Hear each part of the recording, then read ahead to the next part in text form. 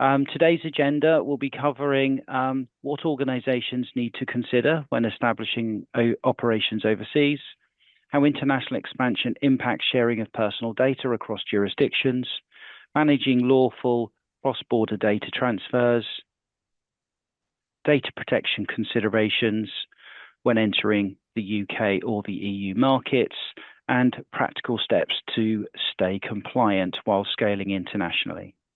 So I think I will kick off if that's okay. And I'm going to be talking a little bit about the rules in the UK GDPR about transferring personal information to organisations outside the UK, and as far as this is relevant to working or operating across borders, across jurisdictions, and what UK organisations then will need to consider if they're using data processors overseas or perhaps looking to expand outside the UK. So, as I'm sure you're all aware, the UK GDPR is the law that governs the use of personal data in the UK.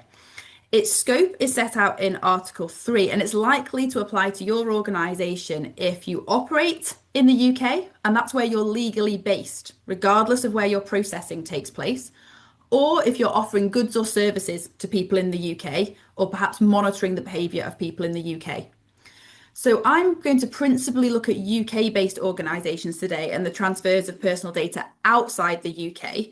However, if UK GDPR applies to your organisation by virtue of you offering goods or services to people in the UK, you are still bound by the same rules as if you were in the UK for any UK data you're processing. So in this data-driven world we live in, we know there are many reasons why you may want to transfer or need to transfer personal information to separate controllers or processors outside the UK. But people risk losing the protection of UK data protection law if their personal information is transferred outside the UK. And that's why the UK GDPR contains rules about the transfers of personal information when it's transferred outside the UK, and they ensure that people's rights about their personal information are protected when their information is anywhere else in the world. So under the UK GDPR, when you make what we call a restricted transfer outside the UK, you need to ensure that the standard of protection for that personal data in another country is not materially lower than it is in the UK. And the rules that you'll need to follow are set out in Chapter 5.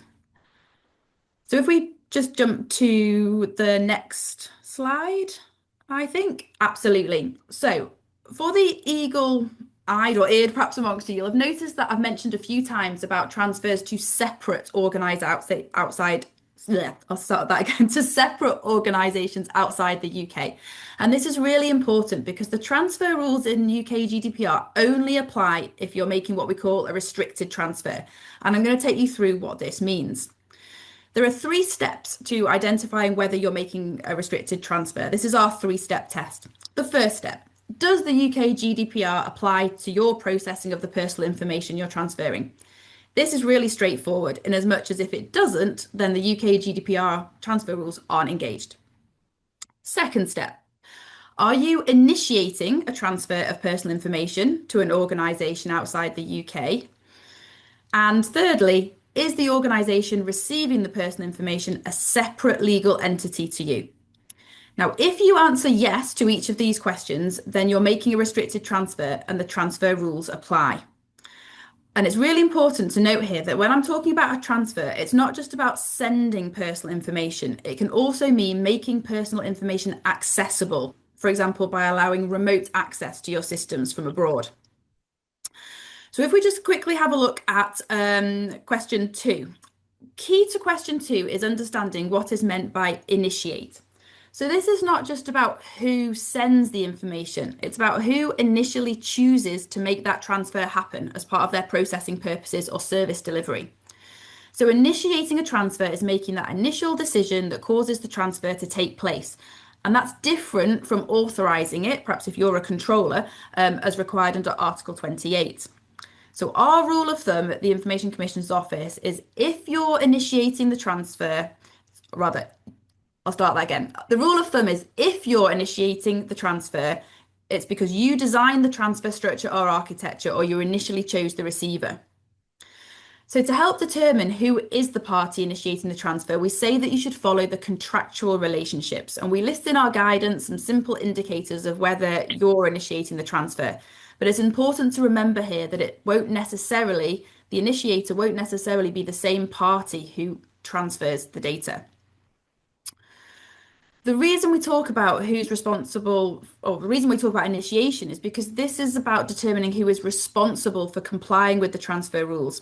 So the UK GDPR is really clear that either the controller or the processor, but not both, is responsible for compliance with the rules. So if you didn't initiate the restricted transfer, perhaps you're a UK controller, you have a UK processor, but it's your UK processor who initiates a transfer to a sub-processor, you're not responsible for that restricted transfer, but you still have contractual and UK GDPR obligations for that transfer. And we'll talk about these in a moment, but it's a reminder that you have other responsibilities under UK GDPR in the context of making transfers outside the UK. Chapter 5 is just one part of a much bigger picture, and I'll come back to this in a moment. If we have a look at the second part of step 2, which was determining whether or not you're transferring personal data outside the UK, when we're talking about outside the UK, we're talking about where the receiving organisation is based. So this means where the organisation is established, not the actual geographical location of the data itself. And this is where we talk about follow the contract. So I don't know if you want me to talk a bit more about this, or we could perhaps come back to it, but it's often a point of confusion. Emma, there's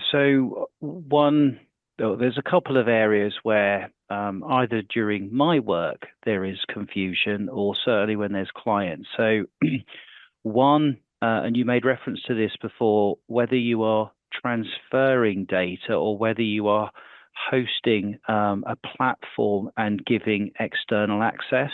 So that you could have people located in many jurisdictions of the world, whether that's the UK, India, Philippines, South Africa, EU, US, that are accessing your platform.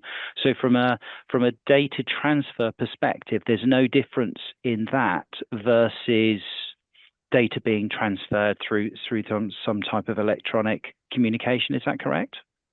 Absolutely. Yeah. So if when you provide access to somebody outside of the UK, that is you in effect making that transfer.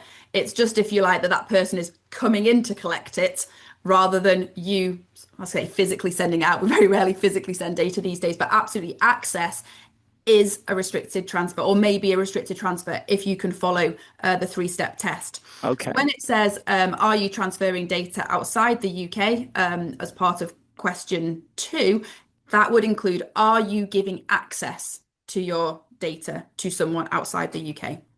Okay, so the reason that it isn't that the rules are different from a data transfer perspective, it's really a risk mitigation around sort of data integrity as to why there's a preference these days and a trend to hosting and getting people to access it rather than sharing data. Yeah, I think these sort of around the sun models, it's around having that availability of data all of the time, which is why so many organizations do host things now. It's not that it's all sitting on servers, for example, that, in an office block somewhere. It is very much around that cloud infrastructure or that server infrastructure. Absolutely. Okay. And then the second point of confusion that is often, or I often hear, is people talking about where data is hosted. So a data center, because you've got lots of cloud service providers. Many cloud service providers are US based, but the data centers are all around the world and are changing all of the time. So is that why the regulations don't really talk about where data is hosted, and it's more about where the organization is that's processing? Yeah, so it is complicated, and it's the interpretation that we have arrived at, that it's very much around the contractual location rather than the geographical location of the data. And I think there's a couple of reasons for this. First of all, data is flying around the world. It would be very hard to pinpoint where it was at any given point in time, where it's geographically based. But the contractual basis is really important because that is where that jurisdiction's government access and national security laws bite. And so that is really important because even if you are holding your data in the UK, but it is in actual fact held by a company that is headquartered, for example, in the US, that company then is under the jurisdiction of US intelligence laws, US government access laws, and that's why the contractual relationship is so important. You, as the UK exporter, needs to know where, if you like, the sovereignty of that data is then going, and which jurisdictions could potentially demand access to it. Okay, that's very useful. I was just been made aware that I think people missed my introduction at the start. So if people have questions, please feel free to type them, and we will be picking up questions at the end. But please raise them at any point during this session. So Emma, separate legal entity, that comes up a lot as well in terms of who you're transferring personal data to. Yes, absolutely. So this is the third part of the three-step test. But if I may, just picking up on Darren's point earlier there, just to conclude on that second point about whether you're transferring data outside the UK, and we spoke there a little bit about the contractual location, because that's where the extraterritorial application of the third country laws apply. But as you may have picked up then, the contractual location and the geographical location of your data may well be different. And this, I mention this because this is then brings to bear that it's the transfer rules are just one part of the sort of conundrum when you're with international data flows. So for example, and this is where Article 32, security of processing, really comes into play. If you're a UK-based organisation, you're transferring personal data to another processor in the UK, based in the UK, but perhaps you know that that processor, in fact, has servers that it uses in Colombia. Now, it's not a restricted transfer, this, because you are transferring your data from UK organisation to a UK processor. But your due diligence showed up that that processor has servers in Colombia. And this is where then Article 32, security of processing, comes into play. Article 32 asks you, or requires you, to look at the nature, the scope, the context, the purposes of your processing, and the risk of varying likelihood and severity for the rights and freedoms of natural persons to be violated, if you like. So it's really around, it doesn't matter where your data is, if it's in the UK or overseas, you should be thinking about the security of it. And that then is why the geographical of the location of the processing is still important for you to consider. It may not be an international transfer, Chapter 5 rules may not bite, but other obligations will. But yes, I can then move on to the third step of the three-step test, and that asks, is the organisation receiving the personal data a separate legal entity to you? So this includes transfers to another company within the same corporate group, because each company in that corporate group is a separate legal entity. But you wouldn't, for example, be making a restricted transfer if you transfer personal information within the same legal entity. For example, if you're sending personal information to another employee in the same organisation as you when they're outside the UK, or if one of your employees uses their work device to access your UK systems whilst you're on holiday outside the UK. And this is because you, the employee, and the laptop are all part of the same legal entity. And that would also include employees working in your company branches. So if we just pop to the next slide, I think it is, or the next one again, please, Megan, thank you. This, the scenario on the slide here is one I was asked about recently, and it struck me as a really useful one to look at today with you if you're looking to expand overseas. So the question I was asked, well, how do firms stay compliant with the legislation when they're sending data or enabling access to it from a parent company to a subsidiary company? So this company mentions subsidiaries, and I'm not a company structure specialist. I can't advise on this, but the point is that your business structure will impact whether or not you're making a restricted transfer. So my recommendation first would be to map your data flows and to work through the three-step test. So in this scenario, we've got a head office, which is in the UK. So we've got an establishment in the UK, the UK GDPR applies. So that is step one met. We assume then, it says there are subsidiary companies in the UAE and the Channel Islands. We assume a subsidiary here is a locally incorporated entity. If it's a locally incorporated entity, it's a separate legal entity. The UK GDPR may or may not apply to these subsidiaries, depending on what processing they're doing. But in any case, if it's the UK head office giving access to their IT system, which we assume is UK based also, this will be a restricted transfer by the head office.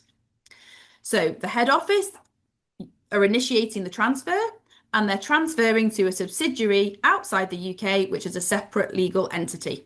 So the 3 steps of the test are met. It's a restricted transfer. We need to put in place safeguards, which I'll come to in just a moment. For the subsidiary in the UAE, you will need a safeguard under Article 46 and to complete a transfer risk assessment, which I'm going to come back to. If it's the subsidiaries in the Channel Islands, they have UK adequacy. Guernsey, Jersey, Isle of Man have UK adequacy, so you could rely on adequacy for the transfer. Again, I'll come back to adequacy. And then you've also got, it says here, self-employed persons in Hong Kong and Singapore. And those self-employed individuals, we consider contractors of that nature also to be separate legal entities. And so you'd also need a safeguard and to complete a transfer risk assessment to share the data with them. I'm going to assume, for ease, that there is no direct sharing or access between the UAE and the Channel Islands and Hong Kong and Singapore in this scenario, but you would want to take technical and organizational measures regardless to make sure that your system is secure. So that's trying to just sort of speak to step 3, and is it a separate legal entity to you? And the different company structure considerations you might have are, is it a subsidiary, which we've just talked about, a branch, or the same corporate group? Now, you're not making a restricted transfer when you send personal information to any branch of your own company, whether or not it's a registered branch, because these are the same legal entity as you. Emma? Yes. We've had an interesting question come up, which is sort of based on this topic. So there will be plenty of what's called overseas landlords in the UK. So real estate, whether that's residential or commercial property that is owned by individuals who are based elsewhere in the world, and they will be using managing agents or usually using managing agents to deal with all of the administration. Obviously, there will be some points of data that are transferred in the tenancy agreements. Are there any sort of data requirements in these circumstances for either the managing agent or the landlord? So I think with any scenario, you start by having to work out who are the data holders, if you like, and to map your data flow. So who are the organization involved, and what are the data flows? So who is data moving between? I don't know enough about the context. I would imagine the landlords don't particularly have a role in this. They, if you like, have appointed the managing company to manage this for them. So I'm imagining that the contract is probably between a managing agency and then tenants. So in that case, you know, the controller sounds like it would be the managing agent.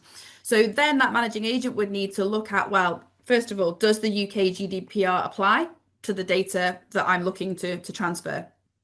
And I don't know where this managing agent might be based. So that would be the first question. If the UK GDPR... managing agents in these circumstances are usually based in the UK. Okay, so if we assume they're based in the UK, they've got an establishment there, then the UK GDPR does apply. So the transfer rules apply.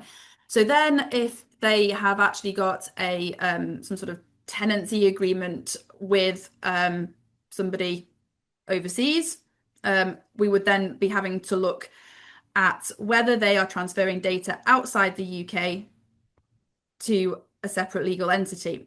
Now this, again, I don't know enough about it, because if you're dealing with an individual, it's unlikely to be a restricted transfer because that individual is not a controller or a processor. Yeah. So it's not like to be considerations under the transfer rules, but you would be having to look at other parts of the GDPR and making sure that you've got a lawful basis for your processing and things like this. Okay, that's very helpful and very interesting. Every day's a school day. Indeed. Did you want to go back to the previous slide? No, I think what I'll just finish here is then is the corporate group point, because I think this one does often cause confusion. So similar to a subsidiary, if you're making a transfer to another company within the same corporate group as you, that is a restricted transfer because each company is a separate legal entity. I can say a little bit more about this perhaps. So it's, we're often asked, well, why can't you transfer data between entities? We're all part of the same corporate group. But I think it's important to recognize that different corporate groups will allow differing levels of discretion to their individual group entities. Some will have a very restrictive approach, while some will allow sort of full discretion. And we can't assume, therefore, that UK standards will be replicated throughout.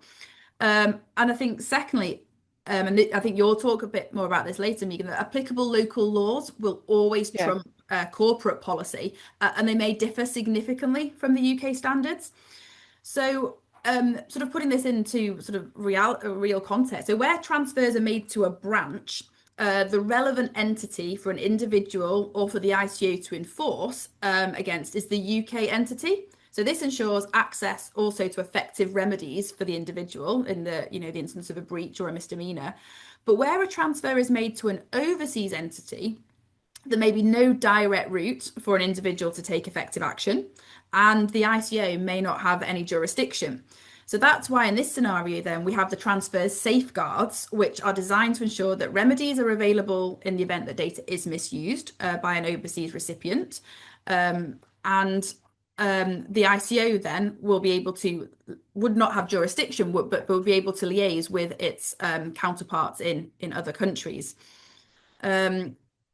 A transfer mechanism, which is particularly designed for this scenario, is a BCR, a binding corporate rule, and that is very much designed to help facilitate intra-group transfers. So if I pause there, we're going to quickly have a look at the different transfer tools that are available to you. I'm just going to, zoom up to where I had some notes to make sure I just cover the main things I wanted to. So you've followed the 3-step test, you've answered yes to all your questions, you're making a restricted transfer. So now you have to look at how you make the transfer, and you have to ensure that it is covered either by UK adequacy regulations, appropriate safeguards, or an exception, and these are called derogations in the legislation. So we start with adequacy. There isn't a hierarchy per se, but when your restricted transfer is covered by UK adequacy regulations, this is the most efficient way to make the transfer. This is because information can flow from the UK to that third country without you needing to put any appropriate safeguards in place or allow an exception for the transfer. There are also other considerations that you should have, especially around things like cybersecurity. But in terms of the transfer, it's easy, if you like. So adequacy essentially means that the UK government has looked at the standard of data protection in a third country, and following thorough assessment analysis has determined that that standard is not materially lower than it is in the UK. And that country will provide adequate protections for people's rights and freedoms when their personal data is transferred. Adequacy regulations are a great option. You don't have to use them, but when you do need to remember that not all countries have them, and they don't all have full decisions. So some are only partial, and this relates to countries such as Canada and also the US, which we can talk about later as well. So you do need to check. If there are no adequacy regulations in place, you're probably going to be looking at appropriate safeguards. The appropriate safeguards it's an umbrella term that covers a number of safeguards that are set out in Article 46 of the UK GDPR. And these mechanisms ensure that both you and the recipient, the organisation you're sending the data to, are legally required to protect people's rights and freedoms about their personal data. So the most commonly used safeguards are probably the EU standard contractual clauses if you're operating under the EU GDPR, or those clauses together with a UK addendum if you're operating out of the UK, or the UK's International Data Transfer Agreement, or IDTA. Both of these are standard form contracts which have been approved by the government.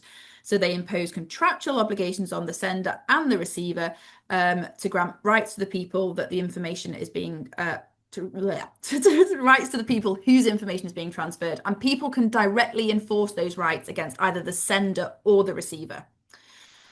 You can download copies of those contracts from our website, and there's lots of guidance available online as well. When you use one of these appropriate safeguards, you're also required to complete what we call a transfer risk assessment. You might hear this referred to as a TRA, a transfer impact assessment, or the legislation refers to it as a data protection test. And the purpose of this is to ensure that in the specific circumstances of your restricted transfer, so taking into consideration the type of data, the volume of data, and of course which country it's going to, that your safeguard will provide appropriate protection and enforceable rights.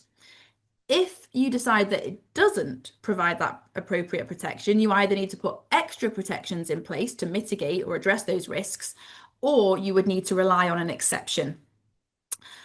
We have a TRA tool on the ICO's website, which you can download and help you work through this.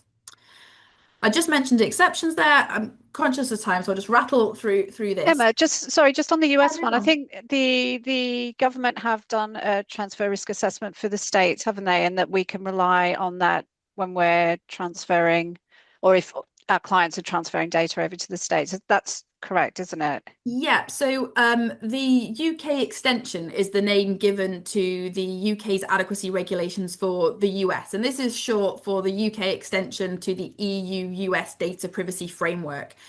It's important to give its full name here because the data privacy framework is a framework within the US that certain organizations can self-certify to.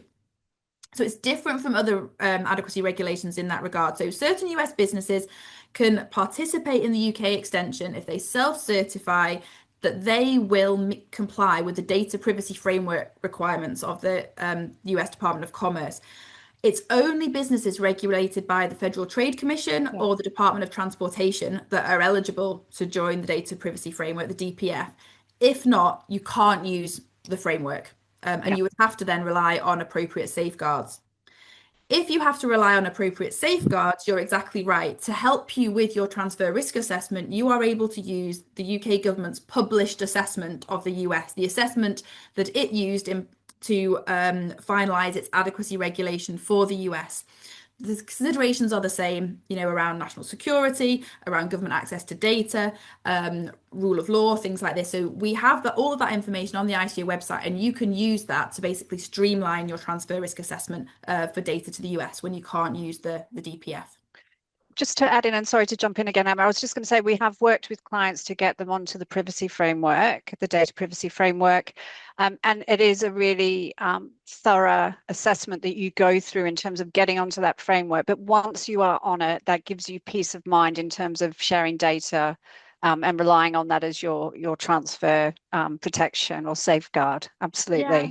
Absolutely, and we provide lots of information again on our website for organisations looking to transfer data using the UK extension, checks that they should be making about that organisation. Are they in fact on the DPF list? Do they have the appropriate registration? Has it got an active status? Because status can lapse. So although the obligations for the self-certification are on the US organisation, you as the UK exporter still need to be doing some checks to ensure everything's in good order. But yes, it certainly makes transatlantic transfers a lot easier if you can use it. Yeah. Okay, great. Thank you. So very quickly then on what we call the exceptions or the derogations, as they're called in the legislation. So if there are no adequacy regulations and you can't use appropriate safeguards because there are certain risks that you feel you just cannot mitigate, you'll need to consider whether you can use an exception. If you're making restricted transfers that are regular and predictable or systematic, then you're less likely to be able to use an exception. The exceptions are really used on a case-by-case basis, and you have to document your justification. There are 8 exceptions that you can look at, and these cover a range of circumstances, such as where you have obtained an individual's consent, where a net transfer is necessary perhaps to fulfill contractual obligations. And this would perhaps be going to the point we had earlier about the landlord tenancies. It could very well be, to fulfill a contract with an individual, and it includes overseas transfers. You could rely on this contractual exception. You need to transfer this data in order to fulfill your contract with the individual, or perhaps where the transfer is necessary to protect an individual's vital interests. So this is about sort of predominantly about life and death, but serious emergency situations. So there's detailed guidance covering each of these on our website, and you do need to carefully plan if you are considering using one of these. The fundamental principles behind them is that you need to consider whether it's necessary and proportionate. And that means you have to look at it on a case-by-case basis, taking into account a range of factors about why the transfer is in fact needed, what alternatives there might be, what protections you've put in place, and what harm might be caused to people. Where you can rely on adequacy regulations or put appropriate safeguards in place, it usually won't be necessary or proportionate to rely on an exception. So they're not intended to cover regular or routine transfers. But it is worth noting that you can use them alongside an appropriate safeguard. Perhaps you've got an appropriate safeguard, you've done your transfer risk assessment, and you're happy that it covers everything apart from one aspect of your data. That's perhaps where you might want to use the exception alongside the safeguard for everything else. So I'll pause there because there's been quite a lot of information to digest. There certainly is. Just checking to see there's no questions. Okay, so Megan? Right, so over to me. So I'm looking at it completely the other way around. So I'm looking at organisations that are based outside of the UK or the EU and are looking to move into the EU or the UK. So what do you need to think about in terms of that expansion that way? So we need to look at whether you're actually in scope of UK GDPR, and this has come up on some enforcement cases, which I'll talk about in a bit, but it's understanding whether you're in scope. And it sort of links back to Emma's point, and we say this all the way through data protection. You really should be doing a mapping exercise at the outset to look at your data flows and who it's going to, from, who are you impacting on, because you will be in scope of UK EU GDPR if you are offering goods or services to customers, clients, consumers in the EU or UK, data subjects, regardless of whether a payment is required or not. So that could be making a website available where you're selling or offering goods or services, or you're monitoring the behaviour of individuals within the EU or the UK. So it's fairly broad. I mean, that could be in terms of the goods and services, it could be an app, it could be a website, it could be anything along those lines. You are likely going to be captured by the requirements of the legislation, and that's something you need to assess before you start expanding in terms of what you need to comply with, if indeed you need to comply.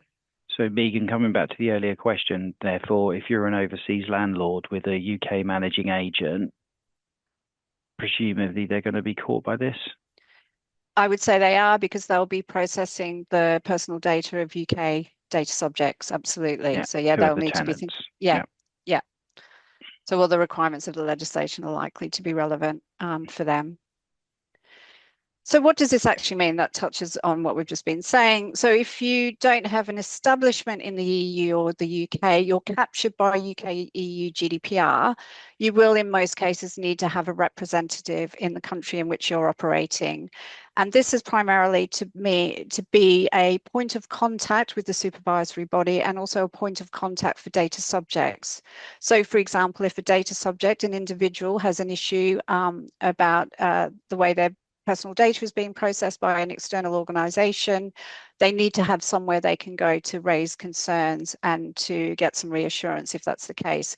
The supervisory body, so in the UK it'll be the ICO, needs to have a point of contact in order to raise any concerns with them. So that is mandatory, that you have to have a representative. Some companies have been had enforcement action taken on this point in the EU because they've not had a representative in place. You won't need to have a representative if the processing you're doing is infrequent and very low level, low risk. There's no special category data involved. But again, it just goes back to that point. You need to really do a mapping exercise, looking at what data is going where, or where your websites are operating, that type of thing. So if you're captured by the legislation, you're then required to comply with all the requirements of the legislation, and that may also be about marketing as well. So we have quite stringent provisions in the UK and the EU around marketing. So if you've got a website up and running, for example, you'll need to check that you're on point with using cookies and that type of thing. And also if you're marketing to EU or UK data subjects, you'll need to make sure that you're compliant with the requirements around consent. You also in the UK may need to notify and pay the registration fee with the ICO if you're caught by the legislation. So that's something that you'll need to look into. I've already touched on the mapping data, and people always look at me quite pale when I say you need to do a data mapping exercise, but it is so important to understand your flows, and particularly if you're going outside and across borders.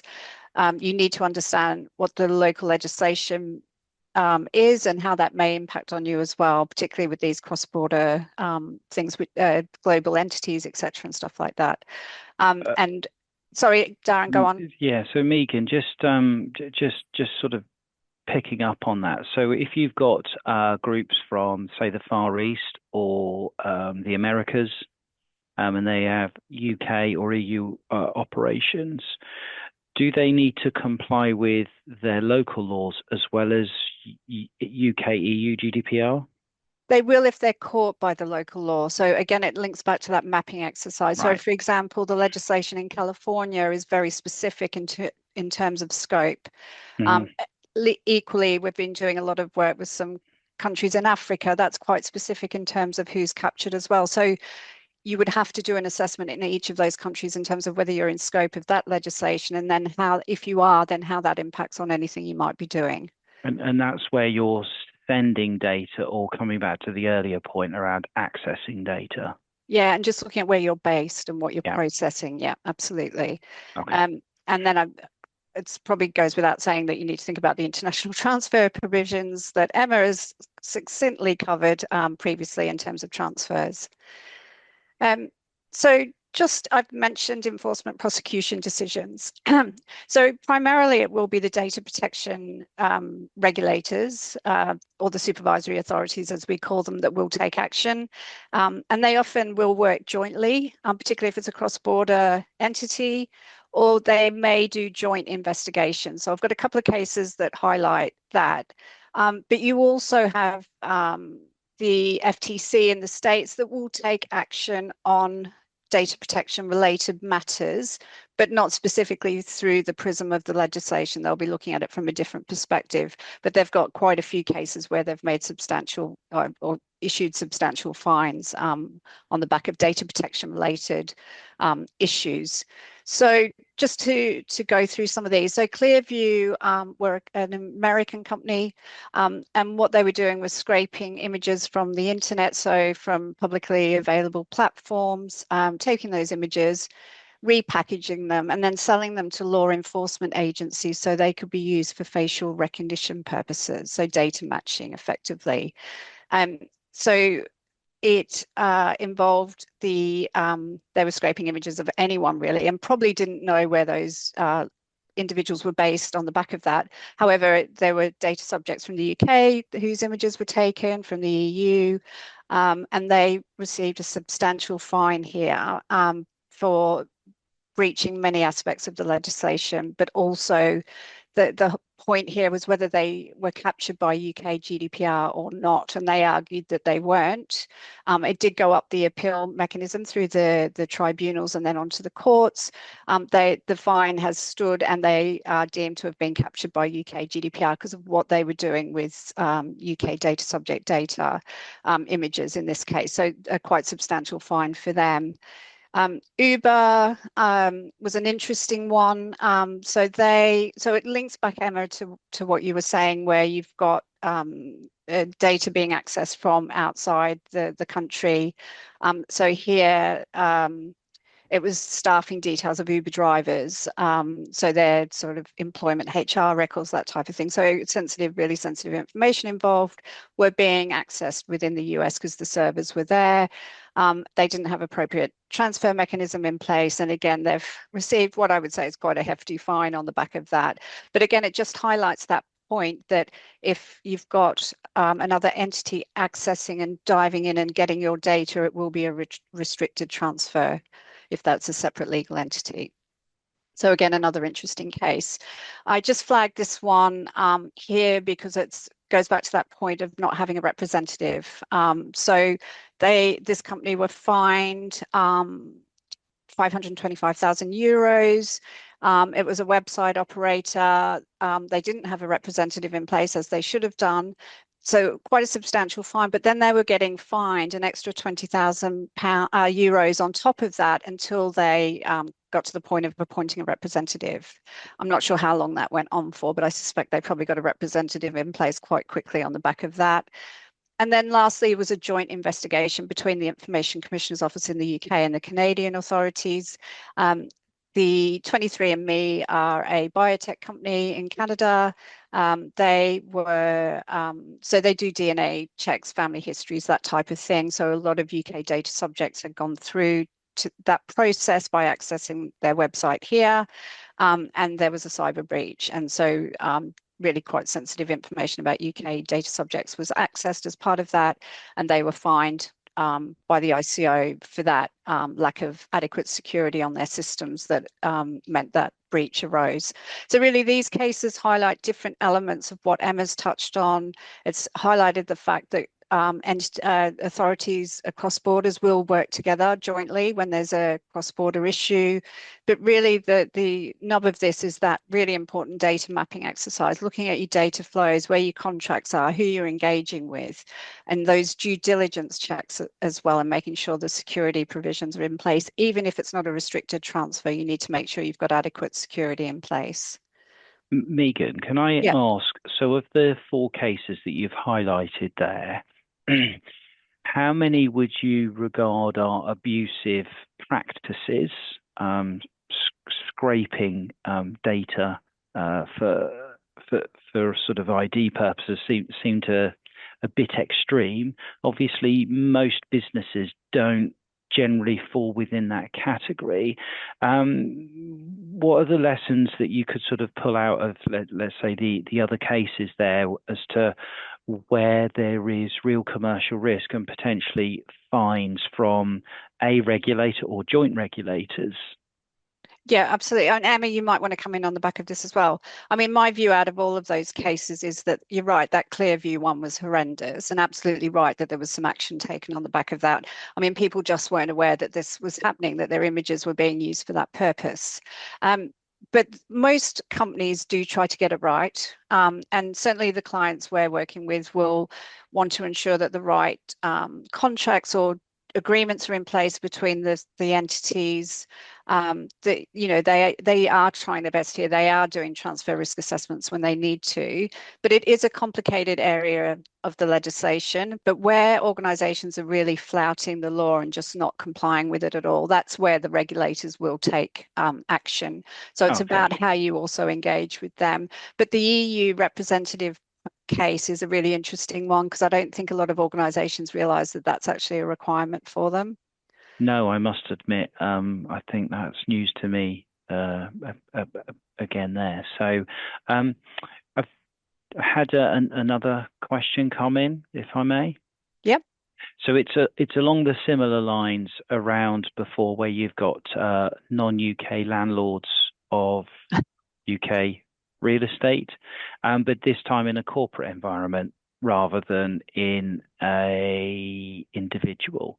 Are there any differences there with regards to data protection regulations? So it will depend. I mean, Emma, you jump in and then I'll come in on the back. All I was going to say as a very sort of umbrella point is that the UK GDPR is, sector agnostic, other than sensitive data, it's, type of data agnostic. It is intended to, or it does apply to all forms of personal data and all contractual relationships if you are in the scope of the UK GDPR. So it comes, all of these questions, and this is not just to kind of like push back on them, is that understanding what data you hold and are you subject to the UK GDPR, and then understanding who are you sharing it with, What is their status under UK GDPR? Are they a controller? Are they a processor? Are they an individual? And where in the world is it going, or is it domestic? And only when you're able to then set out that 3 steps test can we really then sort of go into the detail with any, given scenario about what they could or should or must in fact be doing. And this is often, our starting point when people approach us on the helpline, or it's sort of really trying to get them to tease out, right, let's understand where your data is going. And it is hard, but only when we've mapped that can we then advise on what might be at play. And that's not intended to kind of like brush that question off or not answer it. I just think that is going to be the starting premise of everything. Yeah, no, I think that's very helpful. So I think the answer is probably, and so you should be taking some advice, and please reach out to Megan. Yeah, absolutely. Were there any more questions that we need to answer before I move on to the next slide? No, which is okay. So this is for Emma and your lovely annual conference that's coming up. Yes. So this was just a little plug for our Data Protection Practitioners Conference, which is this October. It's an annual event. It's entirely virtual, so you can do it from your desks. Nearly 7,000 people tuned in last year. There's a wide variety of keynotes, seminars, recorded sessions sort of on demand, covering all aspects of data protection and freedom of information legislation. So please, if it sounds of interest, do sign up. You're not committing yourself, and it's also entirely free of charge. There's also a lot of material on our website from previous conferences. So yeah, and I will be there as well. So if you want to hear more about transfers, yeah, that's your opportunity. Fabulous, thank you. So I believe my introduction at the start was missed, so I'm just going to repeat most of it. So my name is Darren Jordan, and I lead our clients and markets team and head up our Europe group. We're Moore Kingston Smith, and we support businesses with assurance, tax, audit and advisory services, and helping organizations navigating the challenges of international growth. So if you have topics and challenges and you need some support, whether that's coming into or out of the UK, then either we can support you or our global network, which is in considerably more than 100 countries, will be able to support you. And Megan is very well connected with our data colleagues around the world. So I'm going to open up to see if there are any other questions. I know that I've asked a few during, because it sort of lent itself for that today. Do we have any other questions? If not, I will say thank you, Emma and Megan. I think what I take away from this is a few little nuggets, and the mapping exercise for certainly for what we're doing is a good starting point, because I guess people are going to need that before they come to you for advice. Mm-hmm. Yeah. Excellent. Okay, well, hopefully everybody found today's session useful around the data protection challenges that come with international expansion, but hopefully there's some insights and some practical steps in there to help you consider how you manage those risks effectively. I think we've just scratched the surface, and there are many other aspects to this that we could get into. So please, if you do have related or additional topics that you would like us to be talking about, please do provide us with some feedback and reach out. But today it was about getting data protection right, making sure that you're compliant, about building trust and being able to have sustainable growth. So hopefully you found that useful, and please reach out if you require support. But otherwise, I will say, Emma, thank you so much for your time and effort today. Megan, same to you, and have a good day. Thank you. Thank you. Bye-bye.